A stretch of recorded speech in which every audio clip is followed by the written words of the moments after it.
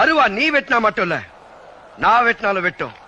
அதுவும் ஒன்ன மாதிரி உட்காந்து சாப்பிடறவன விட என்ன மாதிரி உழைச்சி சாப்பிடறவனுக்கு தெம்பு அதிகம்டா. டேய், யார்கிட்ட பேசுறடா?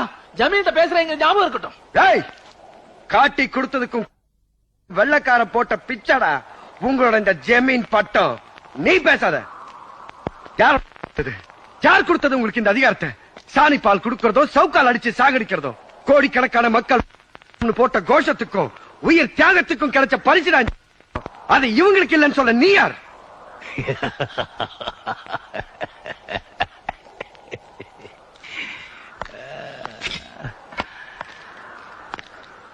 உங்க வர்க்கத்தை ஆடுறதுக்காக என்ன படைச்சானே ஆண்டவன், அவங்கிட்ட கேட்க வேண்டிய கேள்வி இது.